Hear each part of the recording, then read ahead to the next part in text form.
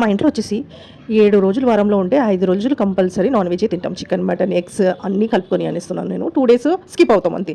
ఈరోజు నేను చేసే రెసిపీ హైదరాబాదీ పాలక్ గోష్ అంటే పాలక్ కూర మటన్. ఇప్పుడు దీన్ని ప్రాసెస్ చూపిస్తాను నేను. ఇంత ఈజీగా ఉంటుంది అండ్ తినడానికి మాత్రం చపాతీతో తినండి, అన్నంతో తినండి, చాలా యమ్మీగా ఉంటుంది. అస్సలాముఅలైకుం వరహమతుల్లాహి వబరకాతుహు. నేను రెసిపీ చూపిస్తున్నాను, హాఫ్ అన్ అవర్లో రెడీ అయిపోతుంది. ఇది ఎవరైనా గెస్ట్ వచ్చినా కానీ ఈజీగా చేసేయచ్చు.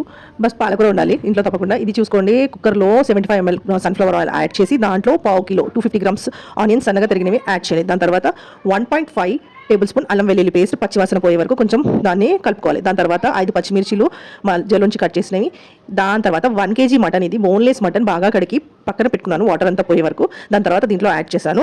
యాడ్ చేసి మటన్ని ఆనియన్స్లో కొంచెం కలిపి దాని తర్వాత 1.5 టేబుల్ స్పూన్ పసుపు 1.5 tablespoon salt, 1 teaspoon పసుపు వేసి కలుపుకొని కొంచెం కలుపుకున్నాక 1.5 టేబుల్ స్పూన్ మిర్చి వేసుకున్నాను నేను, మిర్చి పౌడర్, కారం పొడి.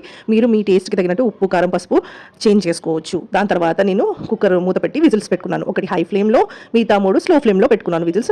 దాని తర్వాత చెక్ చేసుకుంటే మటన్ బాగా ఉడికిపోయింది. మీరు కూడా చూసుకోండి బాగా మీ మటన్, అంటే మీరు చేసే మటన్ ఎలా ఉంది దాన్ని బట్టి ఉడకకపోతే ఇంకొంచెం ఎక్స్ట్రా విజిల్స్ పెట్టుకోవచ్చు.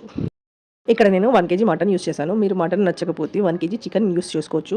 అండ్ మటన్ ఉడికిన తర్వాత కొంచెం దాన్ని బాగా కలుపుకోవాలి. వాటర్ పోయే వరకు మంచిగా కలుపుకోవాలి. ఆయిల్ సపరేట్ అవ్వాలి. అప్పుడు వరకు కలుపుకొని దాంట్లో ఇది 10 కట్టలు పాలకూర అండి. 10 కట్టలు మీడియం సైజ్ కొంచెం చిన్నగా పాలకూర అండి. దాన్ని కట్ చేసి బాగా కడిగి పక్కన పెట్టుకొని దాని తర్వాత వాటర్ అంతా పోయిన తర్వాత దీంట్లో యాడ్ చేసి బాగా కలుపుకొని కొత్తిమీర, గరం మసాలా 1/2 టీ స్పూన్ వేసి మళ్ళీ ఒక విజిల్ పెట్టుకున్నాను. స్లో ఫ్లేమ్లో ఒక విజిల్ పెట్టుకుంటే చాలు. పాలకూర అనేది తొందరగా ఉడికిపోతుంది.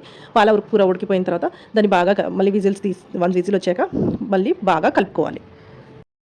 అంతే, మన పాలకూర మటన్ ఈజీగా రెడీ అయిపోయింది. నేనైతే బ్రేక్ఫాస్ట్లో చేశాను కాబట్టి రొట్టెతో ఎంజాయ్ చేశాను. మీరు కావాలంటే రైస్తో, చపాతీతో ఎంజాయ్ చేసుకోవచ్చు. నా వీడియోస్ కనుక మీకు నచ్చితే లైక్ చేయండి, కమెంట్ చేయండి, నా ఛానల్ని సబ్స్క్రైబ్ చేయండి. జజాకల్లా ఖైర్. Thanks for watching. అలాగే నా ఇన్స్టాగ్రామ్ పేజ్ని కూడా ఫాలో చేయండి. Thank you.